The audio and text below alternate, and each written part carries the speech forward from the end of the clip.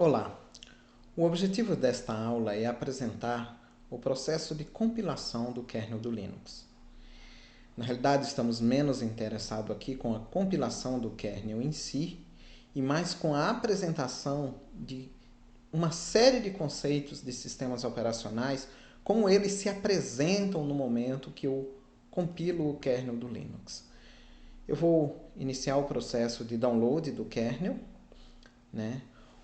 A escolha pelo Linux deve-se ao fato de que ele é código aberto, é relativamente bem conhecido, é o mais conhecido entre os sistemas operacionais de código aberto. Então, ele vai ser o escolhido. Eu estou utilizando um Linux para poder fazer o processo de compilação, mas eu poderia compilá-lo inclusive em outros sistemas operacionais, desde que tenha as ferramentas de compilação. Bom, eu consegui já aqui fazer o download do kernel. Vou descompactar.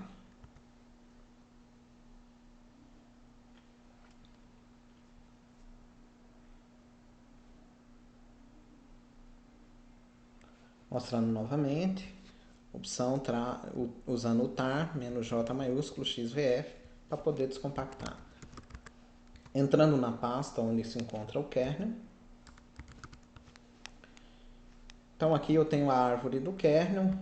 Gostaria de destacar a pasta Documentation, onde eu encontro informações sobre as opções, né, de configuração do kernel. E na verdade, para chamar a atenção, que o processo de compilação em si é relativamente comum, como se compila um aplicativo qualquer, mas o que toma realmente tempo e atenção é a configuração do kernel, ou seja, quais opções eu quero que sejam adotadas na compilação desse kernel.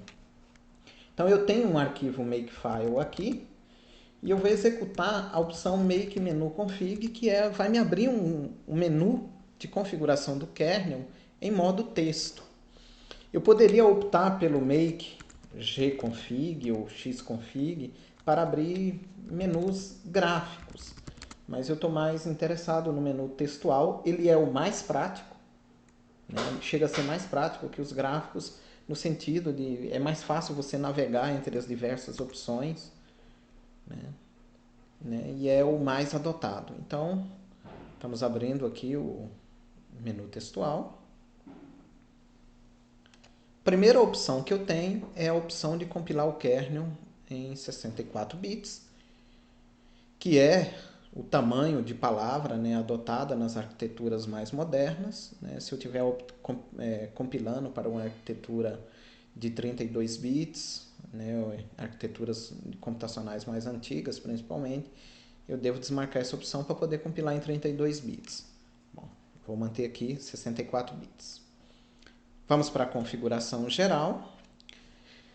Se eu estiver compilando em uma arquitetura, por exemplo, eu estou compilando em Intel um kernel Linux para uma arquitetura ARM, eu vou ter que passar aqui uma opção do compilador para ele poder fazer compilação cruzada. Não é o caso aqui. Tá? Eu posso compilar drivers que não serão carregados, né, que não conseguirão ser carregados. Obviamente, essa não é uma boa opção, não para a maioria dos usuários. Aqui é a versão local do kernel. Em vários kernels, eu tenho a opção, né, eu tenho no texto do kernel um termo que me indica quem fabricou aquele kernel. Então aqui eu estou usando o Arch Linux e ele me indica que o fabricante foi o pessoal do Arch que fez essa configuração do kernel. Então eu estou usando o kernel 3.14.6, né, no seu release 1, compilado pelo Arch. Bom, eu vou então acrescentar uma informação naquele campo ali, né, só para ficar bonitinho, para dizer que o kernel foi compilado ali por mim. Vou automaticamente anexar isso. Quando eu termino de compilar o kernel, ele é comprimido para poder caber em dispositivos menores. Então existe uma série de opções de compressão. A padrão é o gzip. Eu, particularmente, para dispositivos normais, recomendo o LZO. Por quê? Porque ele apesar de ele gerar um arquivo maior que o gzip, a sua decompactação, né, é a mais rápida. Então, se você quer uma carga mais rápida, o LZO é uma melhor escolha. Bom, na sequência eu tenho o nome padrão da máquina, não é o caso. Habilitar a possibilidade de uso de swap, ou seja, transferir páginas da memória para o disco e do disco para a memória. Obviamente a gente quer isso na arquitetura normal. Obviamente a gente também quer comunicação entre processos, né? Então aqui eu tenho a comunicação entre processos no modelo System 5. Eu tenho as pilhas de mensagens implementadas pela POSIX, também quero isso, né? Open by Fhandle é uma opção relativamente nova. E o que eu quero com isso, né? Eu quero permitir abrir arquivos não apenas pelo nome, trabalhar os arquivos não apenas pelos nomes, mas por uma espécie de um ponteiro, um handle. Então eu vou habilitar essa uma opção relativamente interessante. Uma outra opção interessante aqui é habilitar o suporte para auditoria. Habilitando o suporte para auditoria, eu habilito, inclusive, a possibilidade de fazer contabilidade de processos, ou seja, quanto de memória um processo está usando, quanto de memória um usuário está usando. Então, se eu quero esse tipo de auditoria no sistema, eu tenho que habilitar essa opção. Na opção de timers, eu vou habilitar os tipos de temporizadores que eu tenho no meu sistema. Recomendo adotar padrão, né, o Old Idle ou High Resolution. Então eu estou habilitando esse suporte. Aqui eu entro em questão da contabilidade, CPU Task Time. Então eu tenho os vários tipos de contabilidades possíveis, né? Isso será necessário para implementar alguns mecanismos de junção de processos, é bastante interessante. O subsistema de RCU é um subsistema de sincronização para cópia e escrita, read and copy. Então, não há necessidade de mexer aqui nas opções padrões do kernel. Essa opção aqui é se eu quero poder enxergar a configuração do kernel num arquivo /proc config. Então, se eu quiser essa opção, que esse arquivo exista para eu poder ver a configuração atual do kernel, eu posso habilitar isso. Isso, obviamente, não deveria ser habilitado num sistema onde eu quero que o usuário não saiba quais são as opções com a qual o kernel foi configurado, né? Então, eu aqui vou habilitar. Nota, eu tenho a opção de habilitar como módulo, que é a opção M, ou asterisco indica que está implementado direto no kernel. Eu habilito o acesso através desse arquivo, vou habilitar. Tamanho máximo do buffer do kernel. E aqui o control group suporte, onde eu posso agrupar processos, né, em comum para dar uma maior atenção, né, conjunta para aqueles processos. Então eu posso, por exemplo, agrupar o escalonador com determinados tipos de processo. Então, né, eu tenho uma série de opções aqui para esse tipo de agrupamento. Isso é interessante e muda o processo de escalonamento, especialmente se eu utilizo essa opção aqui. Notem que ao habilitar isso aqui, essa aqui deixa de ser opcional. Então aqui ela implica o control group, né? Então eu vou ter que, para eu ter escalonamento agrupado, né, dos processos de uma forma automática, eu tenho que ter isto aqui implementado, né?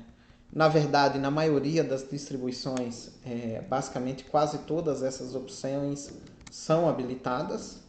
É algo recente, mas relativamente interessante.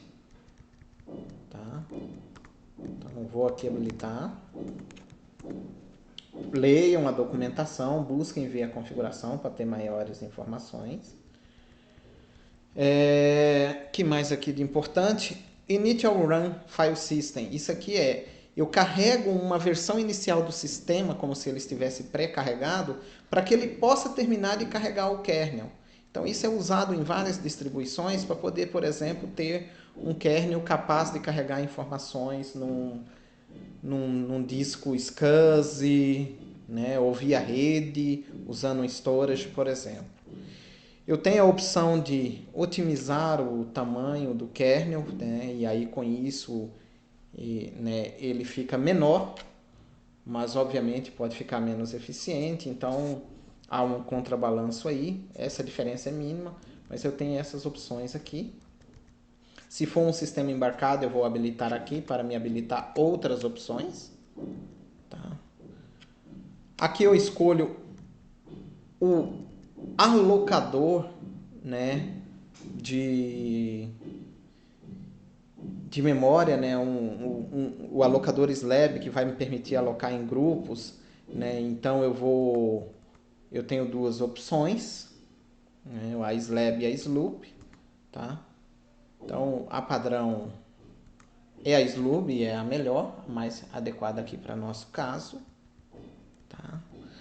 Uma outra opção interessante é essa aqui, que deve permanecer desabilitada, porque eu quero habilitar randomização da RIP. Para que isso? Para permitir, né, a randomização lá na nossa stack, na nossa RIP, fazendo com que seja difícil se adivinhar onde é que está determinada função na RIP. Com isso, eu consigo evitar uma série de ataques usando técnicas de buffer overflow, né? Então, é interessante deixar isso desabilitado.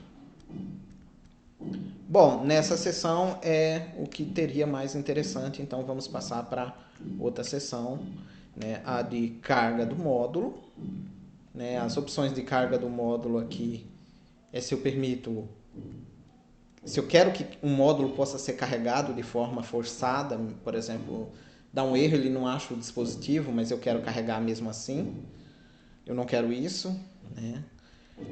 Mas eu quero poder descarregar um módulo. E aqui eu estou com a opção de poder descarregá-lo mesmo na força, caso ele dê algum erro quando eu tento descarregar de forma normal.